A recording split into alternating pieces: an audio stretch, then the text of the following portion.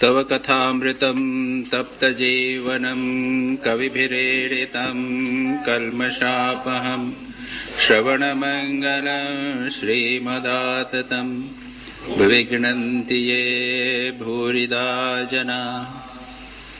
हमने last session में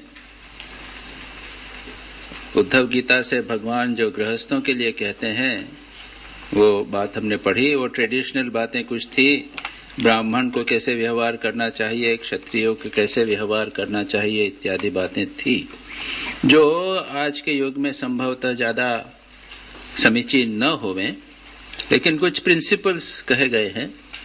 और उसके बाद अनासक्ति के ऊपर बहुत अधिक जोर दिया गया, अनासक्ति के ऊपर बहुत अधिक जोर दिया गया। और हमारे यहाँ पे तो जैन धर्म में तो त्याग को तो इतना अधिक महत्व दिया गया है कि बस।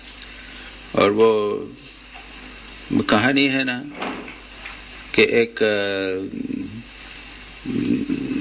पत्नी अपने पति का मालिश कर रही थी और रो रही थी, आंसू टपक रहे थे। तो देखा क्या बात है, क्यों रो रही है?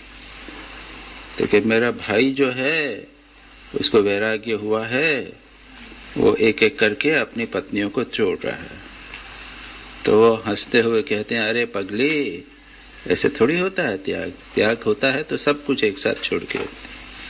देखिए वो तुमसे तो अच्छा है, तुम तो मेरे को भी नहीं छोड़ सकते, इतने आसक्त हो मेरे से, तुम मेरे को नहीं छोड़ सकते। वो एक एक को कम से कम छोड़ तो रहा है।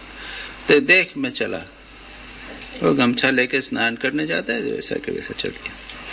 और जाने की बात मैं नहीं कहता, लेकिन मन की स्थिति ऐसी होनी चाहिए, तब जीवन में आप आनंद पाएंगे। भाग में इसमें जो उद्धव गीता में जो पढ़ा उसमें 3-4 श्लोक अंत के वही थे, अनासक्त अनासक्ति सजाना, सब कुछ करो, पूर्ण अनासक्त होकर करो। अगर हम अनासक्त हो गए तो द सेंस ऑफ फ्रीडम, ये बात पहले भी हुई है, अभी भी हुई है, एक आनंद की बात, आनंद की स्थिति है। करो ना, किसने मना किया, सबकी। लेकिन मन को reserve to your right, the right to withdraw your mind, Swami Vivekananda से थे। Tremendous attachment and tremendous detachment. पूरी आसक्ति से काम करो, पूरे एकाग्रता से काम करो, लेकिन reserve to yourself the right to withdraw at will. तो this is what it is. बहुत इंपॉर्टेंट बात है, फंडामेंटल गृहस्थ धर्म का।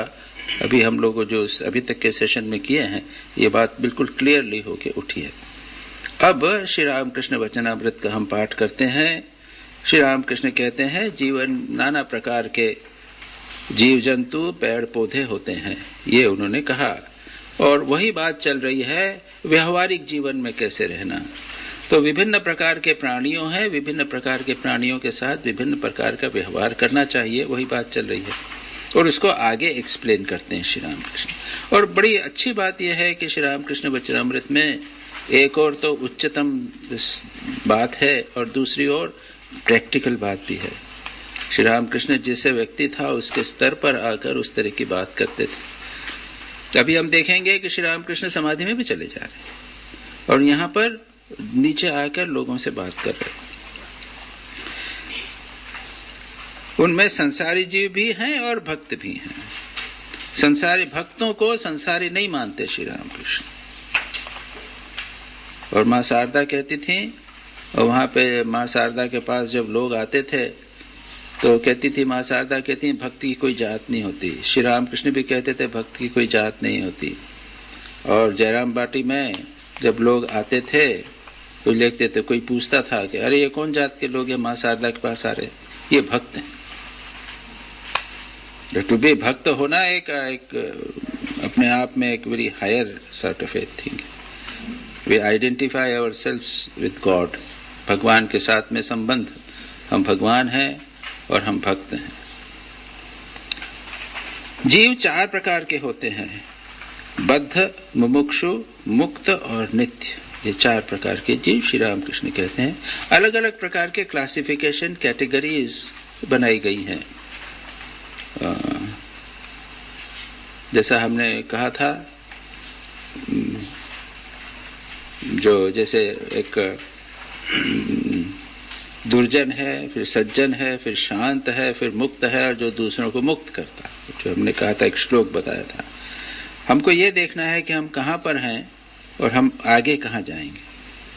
हम सब सज्जन तो हो गए हैं, लेकिन जीवन में शांति नहीं है। Let us now concentrate on that point. हम सज्जन तो हैं, वो दुर्जन नहीं है, लेकिन जीवन में अशांति है, चंचलता है, बैठ नहीं सकते, ध्यान नहीं कर सकते, शरीर हमारे हिलते डुलते हैं। Let us concentrate on this point. तो हमें चार बताने का उद्देश्य ठाकुर जो ब्रॉडली कहते हैं, ऐसे कई प्रकार के ग्रेडेशंस हैं जैन धर्म में, जो अभी नेक्स्ट सेशन में अपन लोग नेक्स्ट सेशन में अपन वो करेंगे। प्रतिमाएं हैं।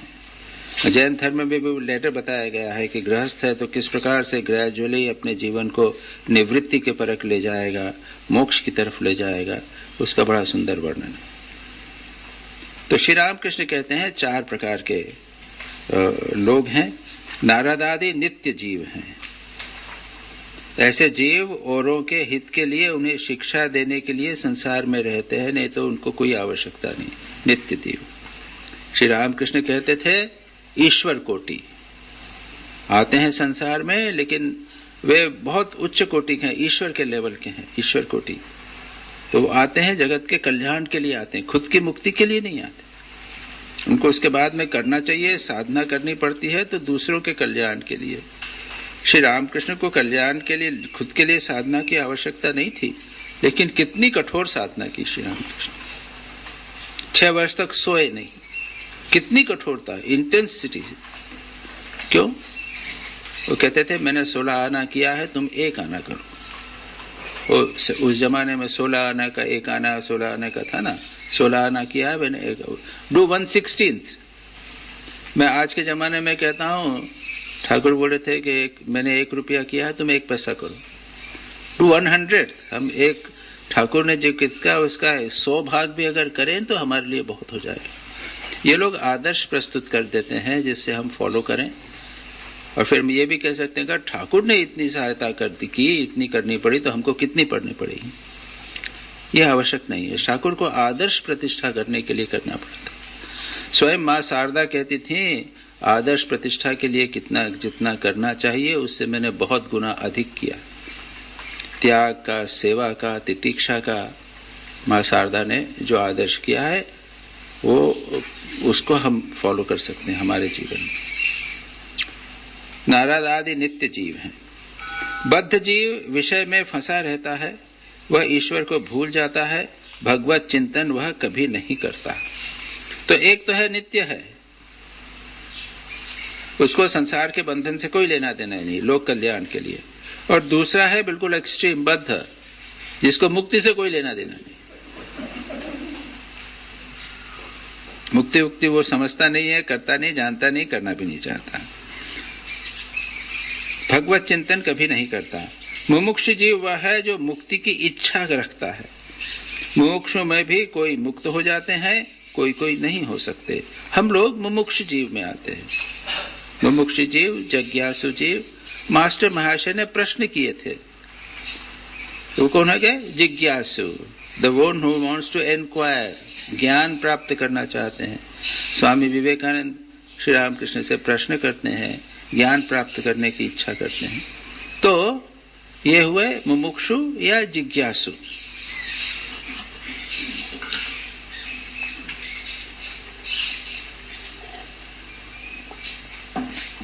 हम सभी उस स्टेज में हैं, पर कुछ मुक्त होते हैं, कुछ मुक्त नहीं होते। मुक्त जीव संसार के कामनी कांचन में नहीं फंसते, जैसे साधु महात्मा। इनके मन में विषय बुद्धि नहीं रहती, ये सदा ईश्वर के ही पाद पद्मों की चिंता करते रहते हैं। ये मुक्त जीव हुए। और मुझे वो बहुत अच्छा लगता है जो मैंने पहले भी कहा, अभी कह रहा हूं। दुर्जन सज्जनो भूयात् सज्जन शांतिमाप्नुयात् शांतो मुच्येत बंधेभ्यो मुक्तश्चान्यान्ये मोक्ष। So we are all Sajjan, but we are not शांत। Let us उस लेवल पे जाने का प्रयत्न करें। एक बिल्कुल डेफिनेट आउटलाइन मिल गई, गाइडलाइन मिल गई। नेक्स्ट स्टेप क्या है? और अभी हम पढ़ेंगे, उसमें बताया गया है, अलग 11 स्टेप बताई गई। अब श्री रामकृष्ण इसको दृष्टांत के रूप में बताते हैं। जब जाल तालाब में फेंका जाता है, तब 2-4 होशियार मछलियां होती हैं, वे जाल में नहीं आती। यह नित्य जीवों की उपमा है, ठीक है, कभी बंधन में नहीं आते। ये अनेक मछलियां जाल में फंस जाती हैं, इनमें से कुछ निकल भागने की भी चेष्टा करती है। यह मुमुक्षुओं की उपमा है, संसार में फंस गए हैं। इसके आगे और आएगा। परंतु सब मछलियां नहीं भाग सकती, केवल 2-4 उछल कर जाल के बाहर हो जाती हैं। तब मछुआ कहता है, अरे यह बड़ी मछली बह गई, निकल गई, मुक्त हो गई। और एक भजन श्री रामकृष्ण संभवतः यही गाएंगे या क्या है, वो कहते हैं कि माँ काली जो है वो पतंग उड़ा रही है, बहुत सारे हजारों में से 1-2 पतंग जब कटती है तो वो ताली बजाती है, अरे वो कट गया, वो कट गई, गाय मुक्त हो गई। किंतु जो जाल में पड़ी रहती हैं, उनमें से अधिकांश मछलियां निकल नहीं सकती, वे भागने की चेष्टा भी नहीं करती। जाल को मुंह में फांस कर मिट्टी के नीचे सिर घुसेड़कर चुपचाप पड़ी रहती हैं और सोचती हैं, अब कोई भय की बात नहीं, बड़े आनंद में हैं। पर वे नहीं जानती कि मछुआ घसीटकर उन्हें ले जाएगा, मृत्यु आएगी, फंसा के ले जाएगी, नहीं समझते। और भी आएगा, भी बड़ी कड़ी बातें कहते हैं श्री रामकृष्ण, बड़ी कड़ी बातें कहते हैं। तो थोड़ी सी उद्दीपना हुई है, यहाँ पे रिट्रीट में आए हैं, यहाँ लगा हम लोग मुमुक्षु है, और फिर जब घर में गए तो वही जाल को मुंह में रख के और कीचड़ के अंदर मुंह दबा के रखे हैं, बड़े मजे में हैं। ठीक है कि नहीं?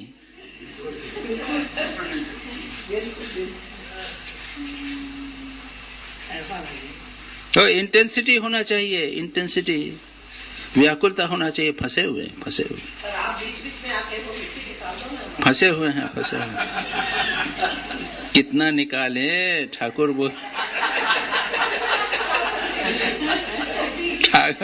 ठाकुर बोलते हैं, अरे ऐसी लकड़ी है, उसमें पानी भरा हुआ, मैं कितना फूंकूंगा, बोलते हैं कि नहीं? Perpetual, it is a perpetual thing. तो मैं तो बोलता, अरे मैंने देखा ना, देख लिया ना, मेरा सेक्रेटरीशिप थी, कोई निकाल नहीं सकता था, बेलूर मठ कोई नहीं चाहता था, मेरे पीछे पड़े के रहो। मैंने कहा नथिंग डूइंग, छोड़ छाड़ के निकल आए कि नहीं आए?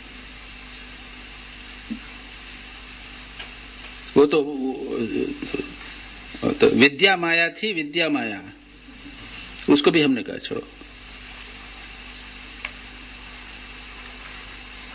और अब देख रहे हैं कि कितना बढ़िया काम किया इस आनंद के राज्य में, मुक्ति का राज्य में। तो it is not a easy thing, not a simple thing, not a joke, is very serious. अगर आपको आनंद चाहते हैं, अगर मुक्ति का आनंद चाहते हैं, तो वहां पे चले जाइए, कोई बात नहीं। अभी आप भाग नहीं सकते, निकल नहीं सकते, कई बार संसार में रहना पड़ता है। उस तैयारी से रहिए, जैसा मैंने कहा, भगवान ने उद्धव गीता में कहा है, यह उस तैयारी से रहिए। अपना गमछा हमेशा तैयार रखिए, मन ऐसा रखे कि बस रोज। ठाकुर बार बार कहते हैं, कभी निकलने की बात नहीं कहते हैं, अभी आएगा और आएगा ना। एक हाथ से संसार को पकड़ो, एक हाथ से भगवान में रखो, मन रखो, और संसार का काम करो। लेकिन जब संसार का काम खत्म होए तो दोनों हाथ से भगवान को पकड़ो। हमारा मैं मजाक करके को उल्टा बोलता हूं, क्या है, भगवान का जब भजन करो तब एक मन संसार में रखो और एक मन से भगवान का भजन करो। आधे मन से भगवान का भजन में करो, आधा मन संसार में रखो। ऐसा ही होता है। तो अभी एक विनोद भाई पूछने लगे, महाराज सुबह तो ध्यान अच्छा होता है, शाम को दिन भर 8-7-6 घंटे सेवा रूरल का काम करते हैं, शाम को ध्यान नहीं होता। तो जब शाम को ध्यान के लिए बैठते हैं तो 10% मन तो ध्यान में लगता है, बाकी जो 60% 70% मन है वो सेवा रूरल में लगा रहता है। तो मैं कहता हूं कि जब ध्यान करो तो आधे मन से भगवान का ध्यान करो, आधा मन सेवा रूरल में रखो, और जब सेवा रूरल का काम करो तो पूरे मन से भगवान संसार में पढ़ो, सवेरे पूरे मन से करो, उल्टा। रस मिल रहा है ना, अच्छा लग रहा है, रस मिल रहा है, मजे में है। ठाकुर कड़ी बात कहते हैं, मजे में है, लेकिन जानते नहीं कि मजा क्या है, वास्तविक मजा क्या है। अभी हम देखेंगे, ठाकुर समाधि में चले जाते, आनंद में। और क्यों ठाकुर इतना सब कहते हैं? अरे मजा है, आओ आओ, बहुत आनंद है, शेयर करना चाहते हैं, और हम हैं थोड़ी देर के लिए करते हैं, उसके बाद छोड़ते हैं। विषय आनंद में अधिकांश, भजनानंद भी बहुत कम है कि नहीं? ब्रह्मानंद की तो बात छोड़ दीजिए। धीरे धीरे इसको बढ़ाना है, धीरे धीरे इसको बढ़ाना, बहुत इंपॉर्टेंट। बद्ध जीव संसार के कामनी कांचन में फंसे हैं, उनके हाथ पैर बंधे हैं, किंतु फिर भी वे सोचते हैं कि संसार में कामनी कांचन में ही सुख है और यहाँ हम निर्भय हैं। दो बातें, एक तो है कि सुख संसार में मिलता है, उस सुख को ही वो ठीक समझते हैं, विषय सुख मोस्टली, और दूसरा ये समझते हैं कि हमको कोई डर नहीं है, निर्भय। अहानि अहानि भूतानि गच्छन्ति यम मंदिरम शेषा स्थिरस्तम इच्छन्ति, हाँ, किम आश्चर्यम अतः परम। सब मरने वाले हैं। आज बात क्या, अभी आज ही खबर आई है चंडीगढ़ से,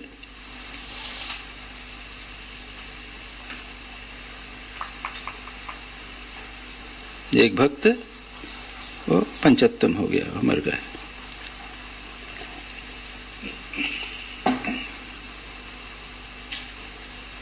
दूसरे एक भक्त क्या, वो अरोड़ा भी, कितने ही चले गए। हमसे जूनियर कितने साधु चले गए, सब जा रहे हैं, सब जा रहे हैं, लेकिन हम समझते हैं कि हम नहीं जाएंगे, निर्भय हैं बिल्कुल। और फिर कहाँ जाएंगे ये नहीं मालूम, नरक में जाएंगे, स्वर्ग में जाएंगे, कौन गति में जाएंगे, कोई नहीं चिंता करता।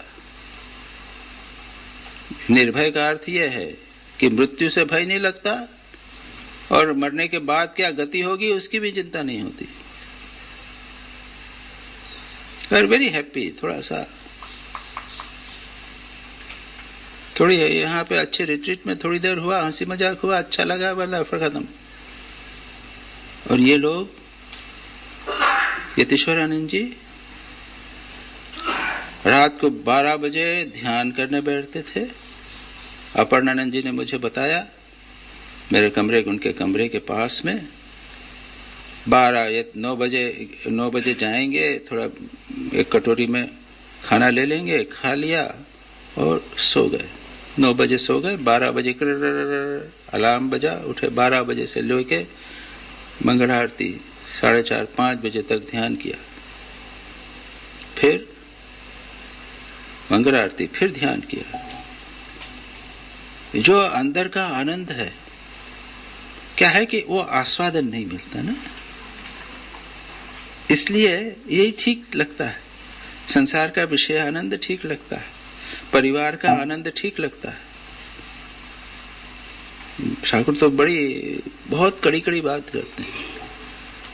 और उद्धव गीता में तो है ना, हमने पिछली बार किया भी था, वो कपोत की कहानी है, बच्चों की किलकरारी में फंसे हुए हैं और आके और सबको पकड़ के ले जाता। हम लोग निर्भय होके बैठे हुए हैं, कब क्या होगा। ओके, मैं जो पॉजिटिव बात कह रहा हूं कि आनंद दूसरा आनंद है, उसका बिना आस्वादन करे मर जाओगे। विषयानंद के लेवल पे ही, परिवार के सुख पर ही, नाम यश में ही, अपने अचीवमेंट्स ऑफ सेवा रूरल, इस पे ही, उसके आगे और कुछ है? स्पिरिचुअल लेवल का आनंद है, उसको नहीं लोगे? वैसा नहीं, थोड़ा सा टेस्ट करो, टेस्ट करो। यहाँ श्री रामकृष्ण केवल निगेटिव बात कहते हैं, निर्भय हैं, वे नहीं जानते इन्हीं में उनकी मृत्यु होगी। कामनी कांचन में पड़ा हुआ है, वहीं मरेगा। बद्ध जीव जब मरता है तब उसकी स्त्री कहती है, तुम तो चले पर मेरे लिए क्या कर गए। ठाकुर बोलते थे कि दो प्रकार की स्त्रियां होती हैं, विद्या माया, अविद्या माया। तो पहले मास्टर से पूछा था ना कि तुम क्या ज्ञानी हो, तुम्हारी स्त्री कैसी है, तो क्या अज्ञानी, अज्ञान। इसमें दो प्रकार का है, विद्या माया, अविद्या, अविद्या स्त्री, विद्या स्त्री। ठाकुर अन्य तंत्र कहते हैं कि विद्या स्त्री जो होती है तो क्या करती है, वो अपने झटपट उनको पति को भोग में नहीं लगाती, ज्यादा जल्दी से भोग करवा देती है, झटपट उसके लिए ध्यान जप की तैयारी कर देती है, उसको कहती है स्नान वान करके खाना वाना करा के जल्दी से बिठा देती है, ध्यान करती है, उनको फ्री कर देती है कि अगर मन ध्यान जप में लगावे, संसार में ज्यादा नहीं लगाती, अपनी इच्छा पूरी नहीं करती, उनकी पूजा की शिक्षी कर देती है, वो आध्यात्मिक जीवन में साधक बनती है, सहायक बनती है। और दूसरी है वो इस प्रकार की, तुम तो चले मेरे लिए क्या करे, अरे ये देखो बिट बिट करते हैं, क्या बैठे बैठे फोड़ो छोड़ो, क्या मंदिर में बैठे बैठे बिट बिट कर रहे हो, चलो। विवाह किया न तो मुझे खाने को मिला, न मेरे बच्चों को खाने को मिला, ये भक्ति कर रहे हैं, उस तरह की करती। दोनों एक मन के हुए तो बहुत अच्छी बात है, और ठाकुर यही कहते हैं। तो यहाँ पर कहते हैं, जब इसकी स्त्री कहती है तुम तो चले पर मेरे लिए क्या कर गए। माया भी ऐसी होती है कि बद्ध जीव पड़ा तो है मृत्युशैया पर चिराग में ज्यादा बत्ती जलती हुई देखता है तो तेल बहुत जल रहा है, बत्ती कम करो। मरने को बैठा हुआ है, अरे गोपाल कहाँ है, बाबूजी मैं यहीं खड़ा हूँ, मरने वाला है, सब जो इकट्ठे हुए हैं। छोटू कहाँ है, हाँ बाबूजी मैं भी यहीं हूँ, हाँ। सबका एक एक करके नाम दे, अरे अरे दुकान पे कौन है फिर,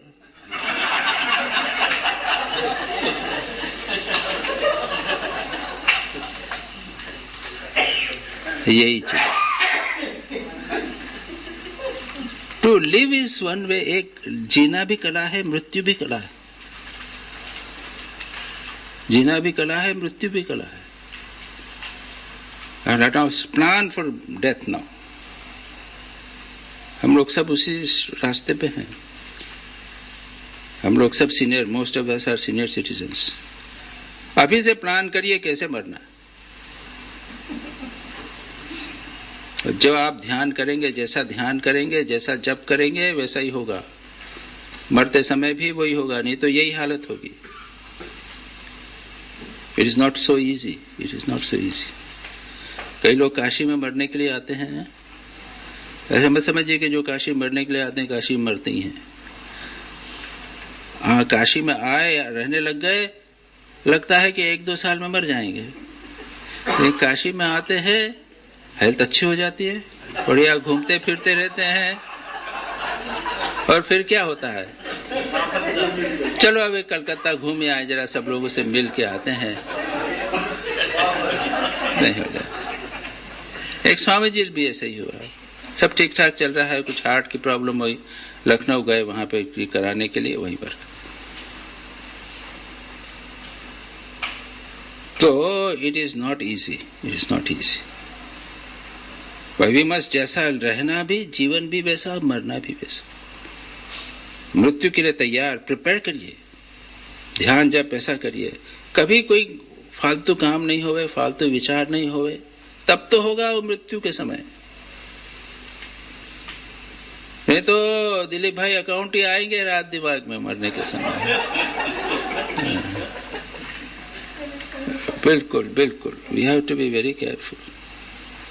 कभी अपना काम तो है, ड्यूटी है आपकी, बाकी समय नहीं छोड़िए। सोते समय बिल्कुल भगवान का भजन करते हुए, कैसेट सुनते हुए, वचनामृत पढ़ते हुए, ये सब करते हुए सोइए। उठें तब सोइए। खाली टाइम बिल्कुल मत वेस्ट कीजिए। जैसा माँ शारदा का दृष्टांत है, तो हमेशा जप कर रहा है, कोई फालतू टाइम अगर वेस्ट करेंगे तो 1 लाख जप तो नहीं कर सकते। माँ ने 1 लाख की बात नहीं की, हमसे 20,000 की बात की है। किया किसी ने विचार कभी? ट्राई कीजिए ना, ट्राई कीजिए। मैंने किया, मैं अभी तो चला जाता था। मेरा तो छोटा जप है, मंत्र है, तो उसमें भी 7 घंटे लग जाते। आप लोगों को शायद ज्यादा लग जाएगा। तो ट्राई कीजिए ना, इंक्रीज करने की कोशिश कीजिए ना जप। एन एक्सपेरिमेंट माँ करती थी, हम करें तो देखें तो कैसा। ऐसा नहीं कि गृहस्थ लोग करते नहीं हैं, कई हैं ऐसे लोग। और जब आप लोग बहुत सारे रिटायर हो गए हो तो लगो जप में, लगाओ मन को। और धीरे धीरे अब जैसे मैं मतलब बॉडी जो है वो वीक होता जा रहा है। ये के कह रहे थे कि अब मेरे को लग रहा है कि थकान आ जाती है, ये करती। तो ओल्ड एज कभी न कभी तो आके आपके ऊपर आएगी, तो अभी से तैयार हो जाओ। भगवान के जप एकाग्र करके जप मन लगाइए, रस आएगा, आनंद आएगा। This is very very important. Shri Ramakrishna negative बात से कहते हैं, बद्ध जीव ईश्वर का स्मरण नहीं करता। अवकाश मिला तो या तो गप करता है या फालतू काम करता है। पूछने पर कहता है क्या करूं, चुपचाप नहीं बैठ सकता, इसलिए घेरा बांध रहा हूं। कभी ताशी खेलकर समय काटता है। कितनी कड़ी बात ठाकुर की। ये बद्ध जीव, हम लोग बाबा बद्ध जीव तो नहीं है, मुमुक्षु हैं। पीछे नहीं जावे, आगे जाओ। This is very important. हो गया ना, संसार के अधिकांश तो अनुभव हो गए आप लोगों को ना। हो गए तो ज्योति, हो गए तो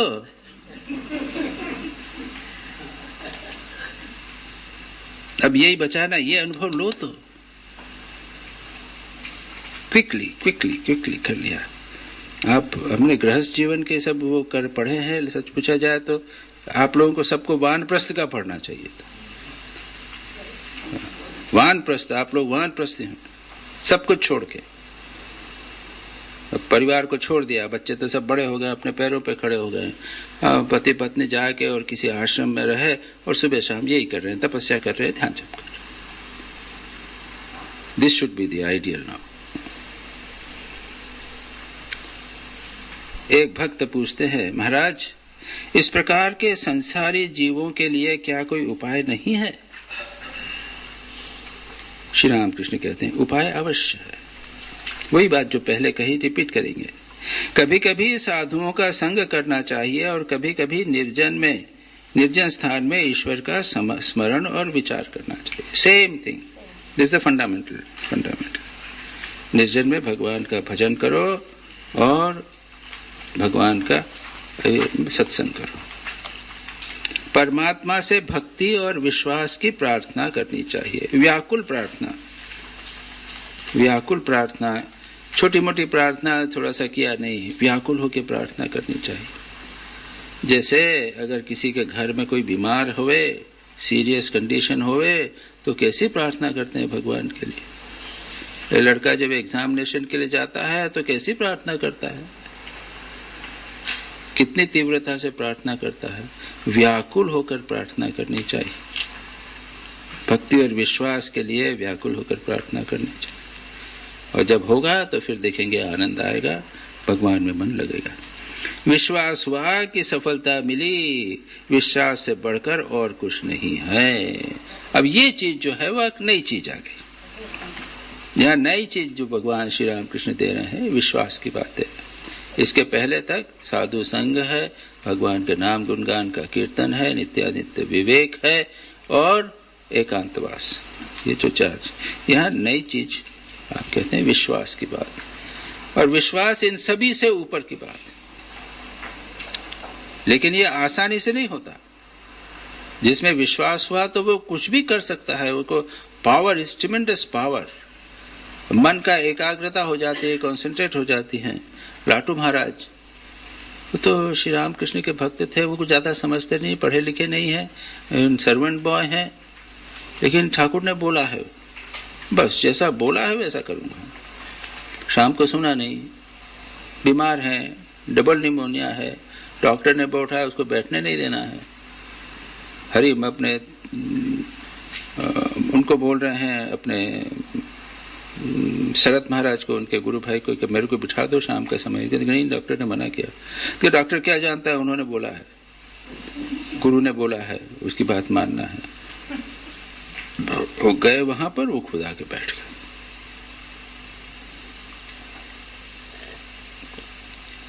जुनैद बगदादी मुसलमान संत, आंख में बीमारी हो गई, आंख बड़ी खूब खराब हो गई। उसने कहा कि आंख में पानी नहीं लगाना। तो क्या वजू तो मैं करूंगा, वजू समझते हैं ना, और हाथ पैर धोते हैं नमाज के पहले। और जब आगे देखा तो आंख ठीक हो गई थी। क्या हुआ कि हमने वजू किया। डॉक्टर की बात नहीं मानी, जो विश्वास था उसको पकड़ के रखा। तो छोटी छोटी बातों में विश्वास ये जीवन में संबल भी प्रदान करता है और एक आध्यात्मिक जीवन में से तीव्रता प्रदान करता है। केदार के प्रति कहते हैं, विश्वास में कितना बल है यह तो तुमने सुना ना। पुराणों में लिखा है कि रामचंद्र को, जो साक्षात पूर्ण ब्रह्म नारायण हैं, लंका जाने के लिए सेतु बांधना पड़ा था, परंतु हनुमान राम नाम के विश्वास से ही कूदकर समुद्र के पार चले गए। उन्होंने सेतु की परवाह नहीं की। ये तो दृष्टांत एक बताया कि भगवान के नाम में इतना बल होवे तो हो सकता है। किसी को समुद्र के पार जाना था।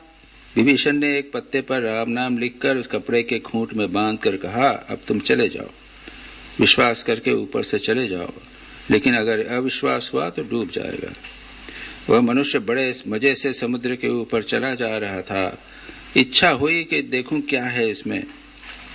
गांठ खोलकर उसने देखा तो एक पत्ते पर राम नाम लिखा था। बस जो इसने सोचा, अरे इसमें तो सिर्फ राम नाम लिखा है, अविश्वास हुआ कि वह डूब गए। बच्चे को विश्वास होता है, माँ ने कहा अभी आएगा शायद, शिका ठाकुर यही बोलते हैं कि बच्चे, माँ ने बोला है इसमें जूजू है, घर में तो नहीं जाना। बिल्कुल माँ की बात में पूरा विश्वास करता। तो इस प्रकार का विश्वास हो तो होता क्या है कि जीवन में, आध्यात्मिक जीवन में कई बाधाएं होती हैं, और कोई एक बाधा होती है संशय, डाउट। जो मैं कर रहा हूं वो ठीक है कि नहीं है। लेकिन गुरु के बात में विश्वास, श्रद्धा ज्ञान के लिए, उसके लिए एक बहुत इंपॉर्टेंट साधन है। शास्त्रस्य गुरुवाक्यस्य सत्य बुद्धि अवधारणम।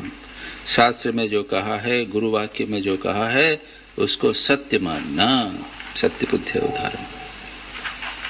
इसका एक छोटा सा दृष्टांत है। स्वामी जगदानंद जी करके रामकृष्ण मिशन के एक प्रसिद्ध संत हुए हैं। श्री रामकृष्ण लीला प्रसंग का उन्होंने ट्रांसलेशन किया है फ्रॉम बंगाली टू इंग्लिश। उसका फिर गुजराती में हुआ होगा, गुजराती में किसी ने किया होगा, लेकिन गुजराती में किससे किया है? इंग्लिश से गुजराती होगा। तो जगदानंद जी का अच्छा। यानी जो इंग्लिश ट्रांसलेशन है वो जगदानंद जी का है। और ये ऐसे संत थे जो कहते थे कि मुझे ब्रह्म ज्ञान हस्तामलक हुआ तो माँ की कृपा से, जैसा हाथ में आमलकी हो जिस प्रकार ये कुछ चीज मेरे हाथ में, ऐसा ब्रह्म ज्ञान। सच पूछे, अच्छा है अगर ब्रह्म ज्ञान है, भगवान का दर्शन है, तो वो इतना स्पष्ट होता है, वहां डाउट नहीं होता, तभी होता है, नहीं तो नहीं होता। यानी जिनको ब्रह्म होता है वो उनको ठीक उसी प्रकार होता है जैसे हम लोगों को ये सब चीजें देखती। ठाकुर बोलते हैं मैं ईश्वर को ऐसे देखा जैसे मैं तुम्हें देख रहा हूं, उससे स्पष्टतर। इसीलिए जिनको इसी प्रकार ब्रह्म ज्ञान जिनको होता है, उनको जगत से अधिक स्पष्ट ब्रह्म दिखाई देता, उसका एक्सपीरियंस होता है। तो ये पंडित थे शुरू से, यानी पूर्वाश्रम में भी यामिनी रंजन भट्टाचार्य करके इनका नाम था, और वे शास्त्र पढ़ाया करते थे, यानी प्रकांड उपनिषद के पंडित थे। बृहदारण्यक उपनिषद, और तैत्तिरीय उपनिषद इस तरह की क्लासेस लिया करते थे पूर्वाश्रम में, विवाहित थे। एक दिन क्लास ले रहे थे, सब गृहस्थ थे, 20-25 लोग बैठे होंगे, बृहदारण्यक पढ़ा रहे थे। उसमें यह आता है, यद अहरेव विरजेत तद अहरेव प्रवृजेत। यद अह यानी जिस दिन, विरजेत यानी वैराग्य हो, तद अह उसी दिन, प्रवृजेत उस दिन छोड़ के चला जाए। ठीक ठीक वैराग्य जिस दिन होगा उस दिन छोड़ के चला जाए। अभी जैसे हमने कहा वो गमछा रखा और निकल गया, तो वो उस प्रकार की कुछ घटना हुई। ये उन्होंने व्याख्या में कहा कि यहाँ शास्त्र में कहा है कि जिस दिन ठीक ठीक वैराग्य होवे उस दिन व्यक्ति छोड़कर चला जा सकता है।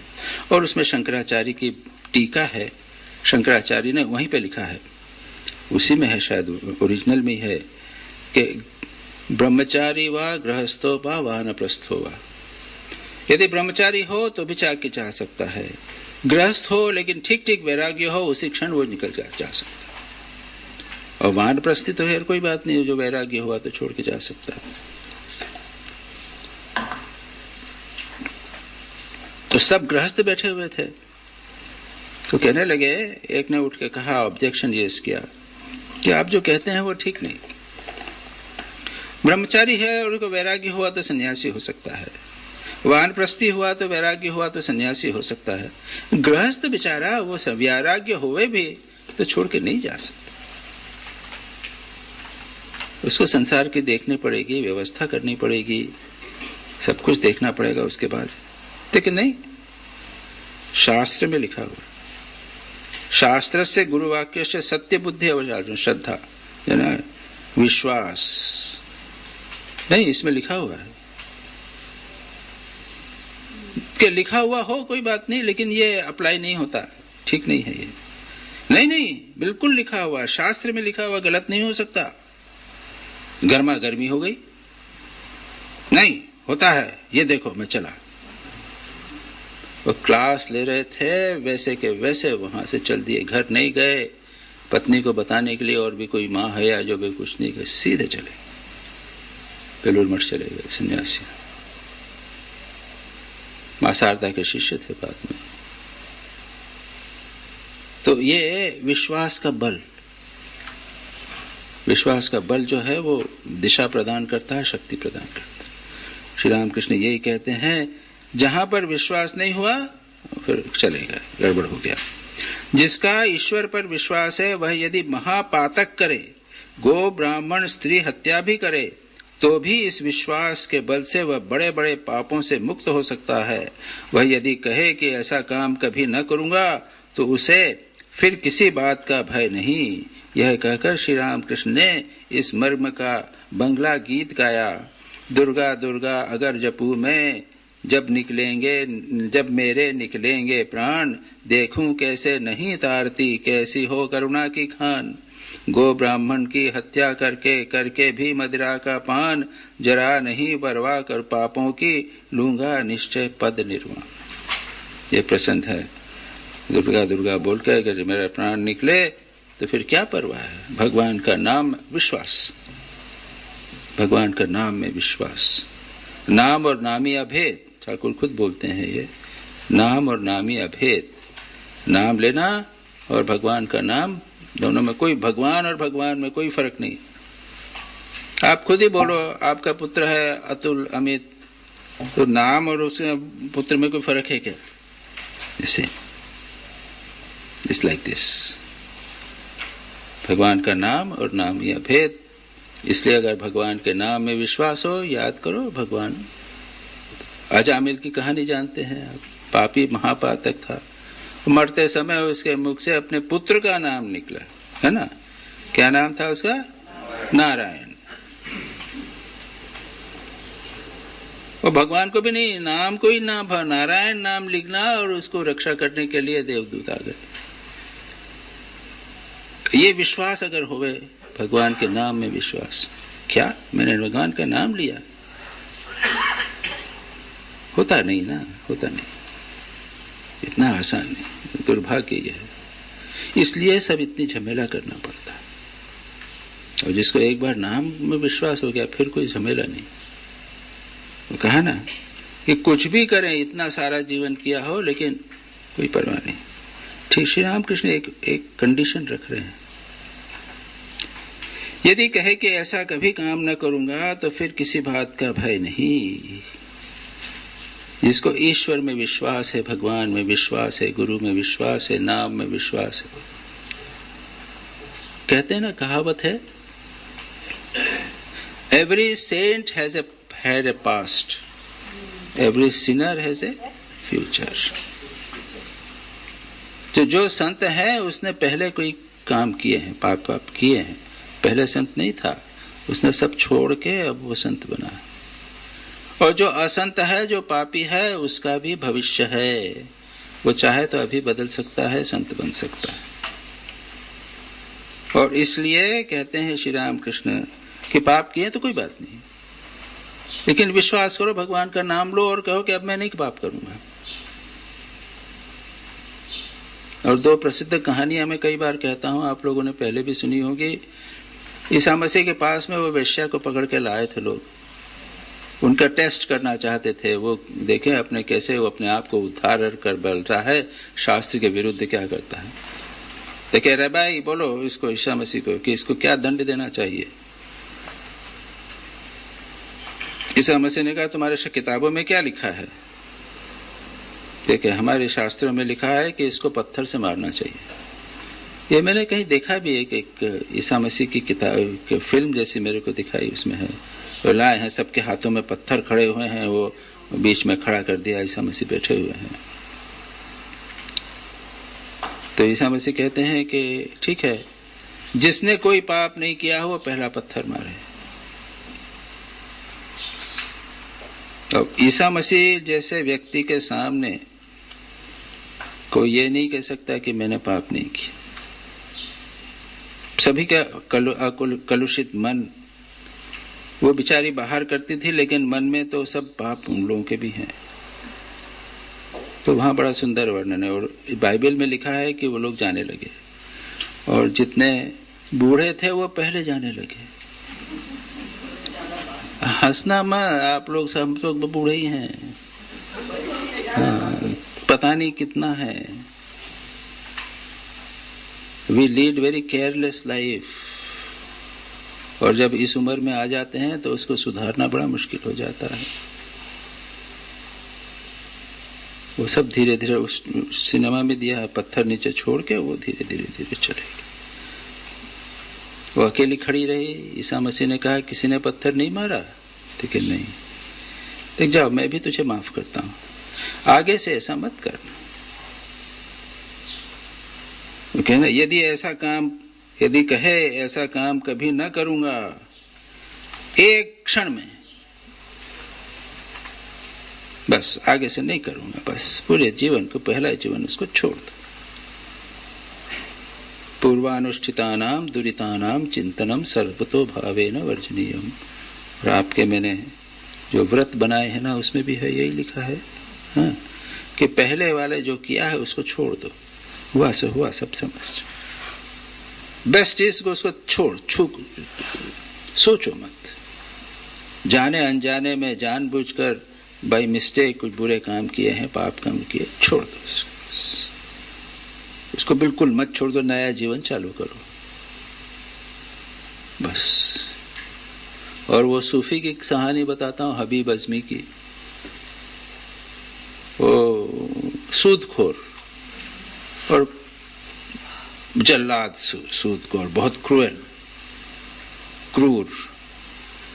सब सूद देता था, बहुत पैसा उसका इंटरेस्ट लेता था, और इंटरेस्ट से ही अपना घर चलाता था। एक दिन वो पत्नी खाना बना रही थी, तो देखा कि वो जो खाना बना रहे हैं तो उसके अंदर लहू, खून। वो चिल्ला उठी, ठीक है, देखो तुम्हारी जल्लादी कारण ये हमारा जो खाना है वो खून हो गया।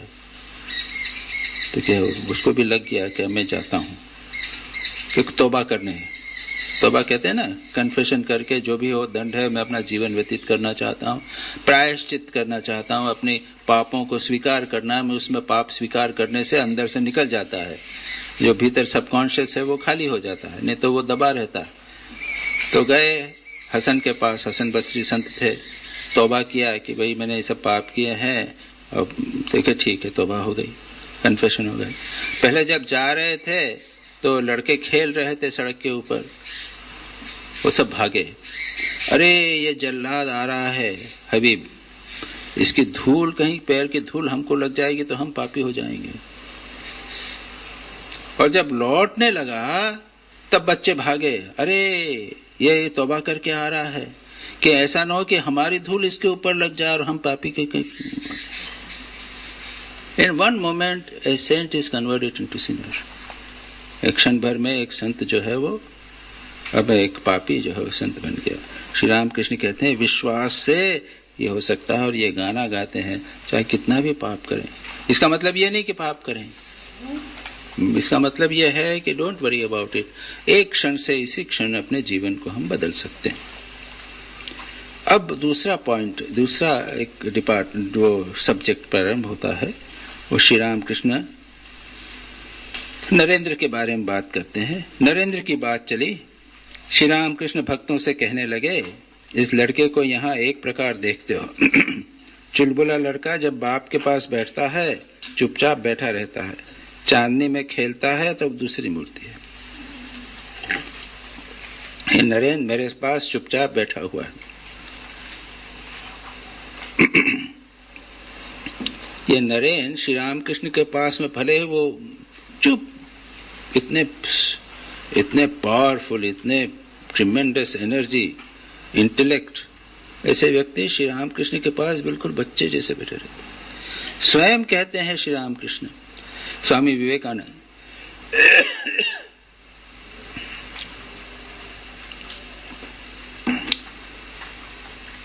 उनका एक प्रसिद्ध लेटर है, उन्होंने मेरी जो मैक्लाउड को लिखा है, उनके जीवन में परिवर्तन आया, अंतर्मुखीता बहुत अधिक हो गई और लगा कि अब मैं क्या करूं, सब भगवान तो कर ही रहे हैं इत्यादि। वो ब्यूटीफुल लेटर है उनका एक, जिसमें वो कहते हैं कि behind my work was ambition, behind my guidance was etcetera etcetera, my knowledge, I mean power, all this is going away, and what is remaining?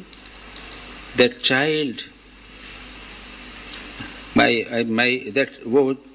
that boy remaining who used to sit before Sri Ram Krishna in rapt attention. मैं वो जिस प्रकार श्री राम कृष्ण के कारण के पास में वो बनियान के नीचे घाट में चुपचाप बैठा हुआ उनको सुना करता था, तन्मय होकर सुना करता था, वो मैं बचा हुआ।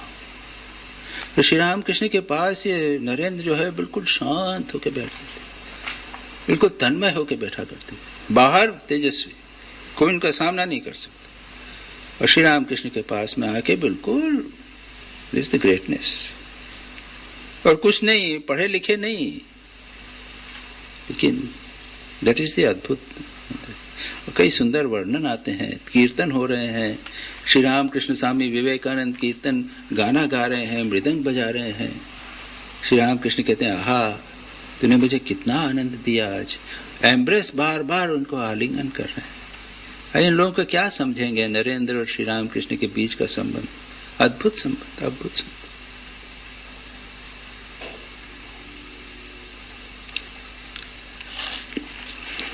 श्री रामकृष्ण भक्तों से कहने लगे, इस लड़के को देखते हो, चुलबुला लड़का बाप के पास बैठता है, चुपचाप बैठा रहता है, चांदनी पर जब खेलता है तब दूसरी मूर्ति है।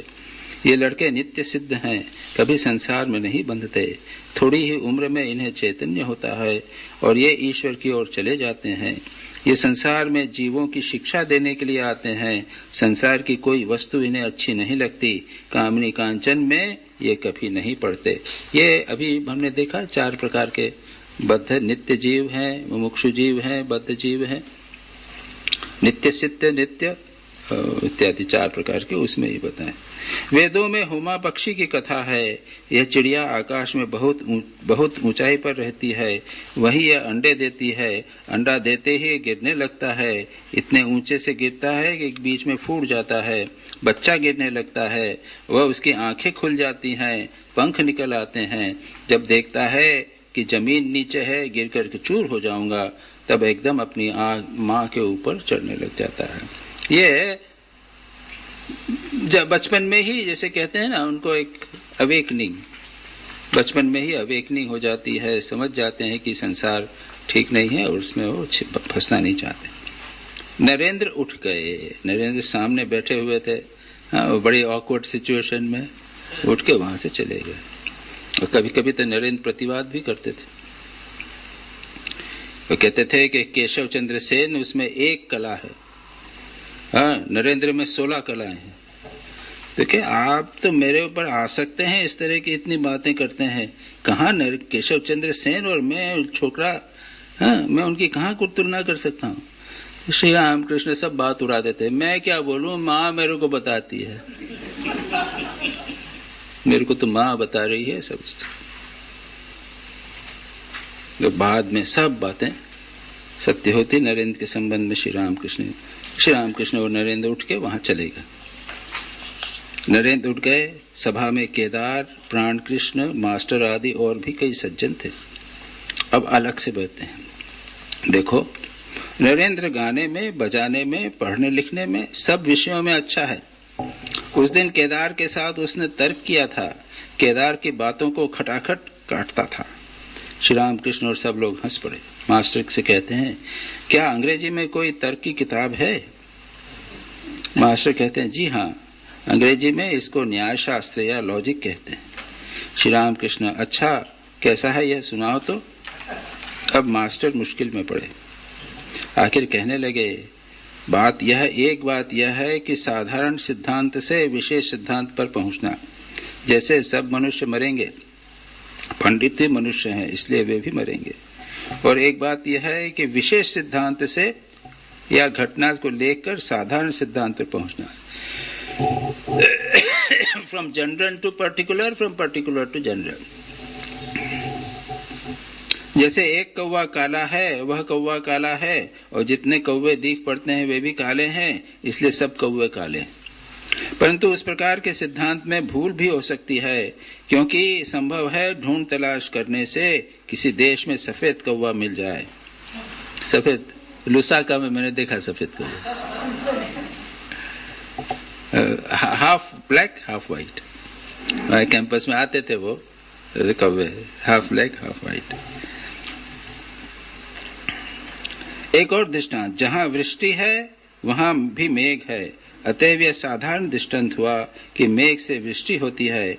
और भी एक दृष्टांत है, इस मनुष्य के 32 दांत, उस मनुष्य के 32 दांत, और जिस मनुष्य को देखते हैं उसी के 32 दांत हैं, अतः सब मनुष्यों के 32 दांत हैं।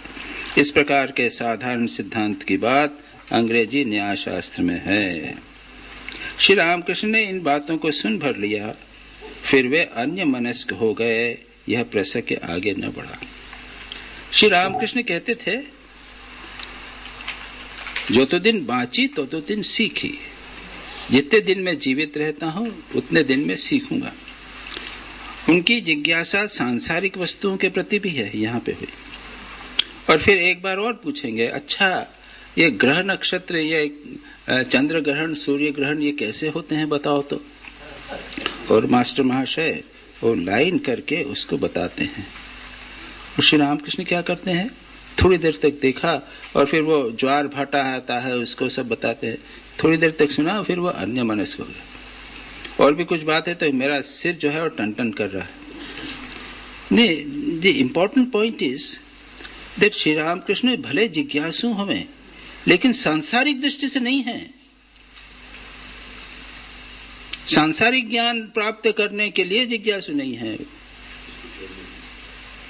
घर में माँ बता देना, गिरजा में लोग कैसे तुम्हारी पूजा करते हैं, ये मुझे बता देना। जितने धर्म है उनकी साधना की, कैसे उसको पहुंचा जा सकता है? आध्यात्मिक दृष्टि से, धार्मिक दृष्टि में वो जिज्ञासु है, सांसारिक दृष्टि से नहीं। ये कई बार लोग मिस इंटरप्रेट करते हैं श्री रामकृष्ण, ये हम सीखें, वो हम सीखें। क्यों? श्री रामकृष्ण ने कहा सब नॉलेज, लौकिक नॉलेज की बात श्री रामकृष्ण ने कभी नहीं उन्होंने एनकरेज किया। भगवान को जानो, बहुत है जानने को, आपने दे जाना क्या भगवान को?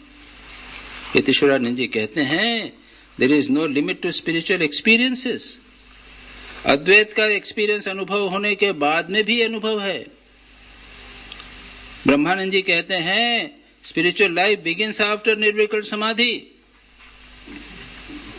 कितनी वाइड रेंज है आध्यात्मिक जीवन की। हमने कुछ जाना? कुछ नहीं।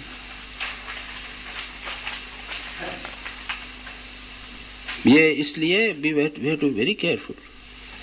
पुस्तक पढ़ने की भी बात नहीं है। तुरानंद जी तो एक श्लोक के ऊपर विचार किया करते थे। जैसा हमने कहा ना, गायत्री का लय, अपने संध्या का लय गायत्री, गायत्री का लय ओम में। उसके बाद ओम का साक्षात्कार कीजिए, फिर देखेंगे कि ओम का ही सब कुछ विस्तार। नित्य और लीला, नित्य को नहीं जाना और लीला को ही जानते रहे, ऐसा नहीं होगा। तो Shri Ramakrishna was very particular. जो तो दिन बांची तो दिन सीखी। अपने मन को आप सजग रखिए। जितने दिन जीवित हैं, बुढ़ापा भी है, ठीक है, हम करेंगे, भगवान का नाम करेंगे, कोशिश करेंगे, अंतिम समय तक, क्षण तक कोशिश करते रहेंगे कुछ अनुभूति होवे, क्योंकि उसके आगे भी कितना है। आगे बढ़ो, आगे बढ़ो। और चंदन के बगीचे के आगे, चंदन के जंगल के आगे चांदी, सोने, हीरे जवाहरात की खान है, बीच में रुकना नहीं है। तो श्री रामकृष्ण जो तो दिन बांची तो दिन खींची। जानना चाहते थे, लेकिन जहां कहीं भी, जब भी वो जानने की कोशिश करते थे सांसारिक वस्तु, तो थोड़ी देर तक उसके बाद में सिर का टन टन कर रहा है, मेरे को समझ में नहीं आ रहा है। अच्छा, म्यूजियम में जाने की बात, तो उसमें गए, अपने अजायब घर में देखने के लिए गए, अपने जू में, और शेर देखा कि समाधि से मां जगदम्बा का आया। बाकी देखना नहीं हुआ। लोगों ने कहा कि हाँ वो इतनी बड़ी बड़ी लाइट हैं, ये सब लोगों ने, हाँ आप चलिए, आपको बड़ा अच्छा लगेगा। कि ना बाबा, वहां जाऊंगा मैं, समाधिस्थ हो जाऊं। एंड व्हाट इज दिस समाधि? हम आगे देखेंगे क्या है। जहां से भी होवे वो केंद्र में जाना, अंतर्मुखी हो जाना। यू बिगिन विथ, कहीं कहीं से भी बात की शुरू किया तो बहिर्मुखी वृत्ति में क्या है? एक पेड़ है तो वृक्ष है तो उसकी डालें हैं तो वो एक संशोधन है। और साइंस है तो साइंस के साथ में क्या हुआ? साइंस में तो फिजिक्स, केमिस्ट्री, बायोलॉजी, ये साइंस की ब्रांचेस हुई। और उसके बाद में बायोलॉजी में, तो बायोलॉजी में फिर बॉटनी और जूलॉजी हुआ। अब जूलॉजी में जाएंगे तो और भी ब्रांचेस हो जाएंगे। और आजकल तो ये है कि नॉलेज की एक ब्रांचिंग ही ब्रांचिंग हो गई। There is no limit is branching. ये क्या है? ये एक्सट्रोवर्ट टेंडेंसीज। ये नई नई चीज देखना एक्सट्रोवर्ट टेंडेंसी। और श्री रामकृष्ण क्या देखते थे? उसका सार श्री रामकृष्ण खुद कहते हैं, जा रहा था, उसने बताया, हृदय ने बताया, मामा देखो वो लाट साहब का महल। पढ़ रहे थे ना हम लोग, पढ़ा भी था। लाट साहब का महल देखो, उसका पैलेस है। मैंने देखा क्या है, बड़े बड़े खंबे हैं बाबा, लाला देखो उसको। तो हम लोग तो वो देख रहे हैं, बड़ा पैलेस देख रहे हैं। और श्री रामकृष्ण क्या देखते हैं? और ईंट और पत्थर से बना हुआ और कुछ नहीं। ईंट चुना पत्थर से बना हुआ और कुछ नहीं। He is going to the inner sense. अंतर्मुखी वृत्ति, बहिर्मुखी वृत्ति जो है वो कारण से कार्य की ओर जाती है। अंतर्मुखी वृत्ति कार्य से कारण की ओर आती। बहिर्वृत्ति में एक्सपांशन है, अंतर्मुखी वृत्ति कॉन्ट्रैक्शन है। बहिर्मुखी वृत्ति का वेदों का लय गायत्री में, गायत्री का लय ओम में, और बहिर्मुखी वृत्ति है ओम पे ओम मांडू का उपनिषद, उसके बाद मांडू के कारिका, उसके बाद में उस पर भाष्य next. So these are very important traits of Shri Ram Krishna. ये बहुत इम्पोर्टेंट जिसे श्री राम कृष्ण की कैरेक्टरिस्टिक्स, और इनको इसलिए हम इसको विचार कर रहे हैं, वचनामृत हमने लिया है, श्री राम कृष्ण का जरा अनुध्यान होवे, किस प्रकार से वो जीवन, क्या आदर्श हमारे सामने उन्होंने प्रस्तुत किया है। सिर्फ एक इस संबंध में थोड़ी सी एक विषयांतर तो नहीं,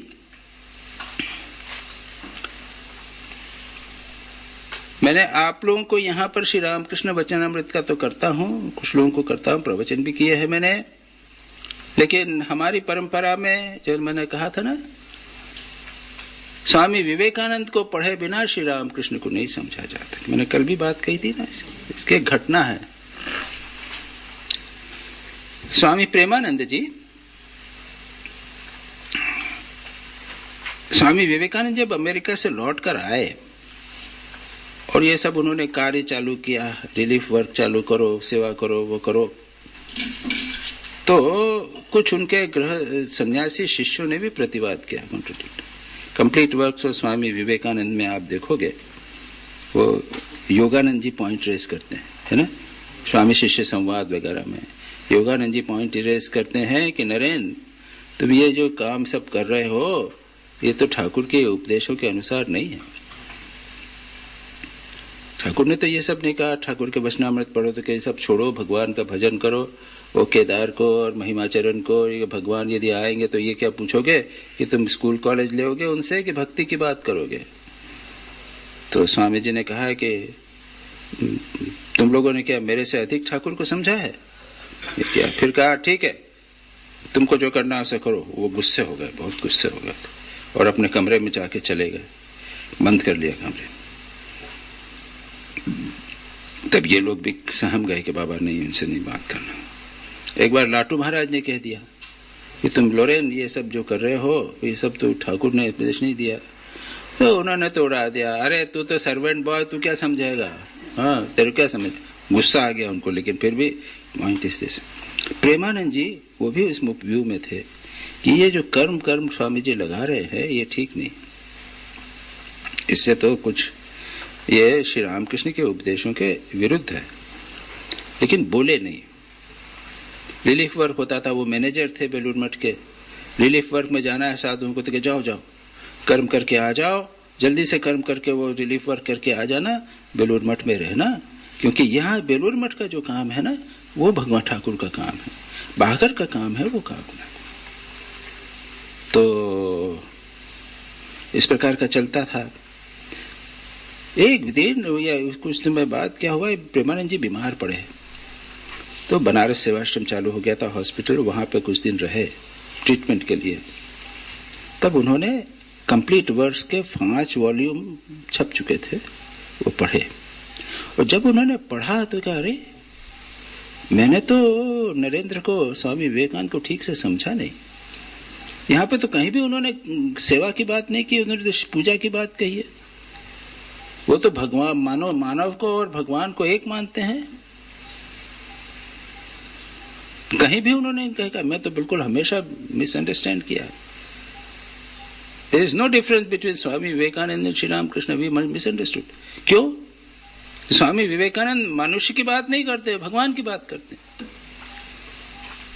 उसके बाद में वह अपने आप को, तब तक स्वामी विवेकानंद का शरीर चला गया था, वह अपने आप को स्वामी जी का चेला बोलते थे, प्रेमानंद जी। उसके बाद में ढाका में गए, वो बहुत रिलीफ वर्क किया उन्होंने ढाका को। स्वामी जी ने तो कह दिया था प्रेमानंद जी को कि बाबूराम दा, वो ईस्ट बंगाल मैंने तुम्हारे लिए छोड़ दिया, तुमको सारा काम करना। एक बार किसी भक्त ने कहा, कोई साधु होगा या भक्त होगा, कहा कि मैं तपस्या के लिए जाना चाहते हैं, एकांतवास आप लोगों को जैसे बोलता है ना, एकांत में जाके रहिए, कि मैं तपस्या के लिए जाना चाहता हूं। तो प्रेमानंद जी ने कहा, देखा ये वचनामृत पढ़ के इसका दिमाग खराब हो गया।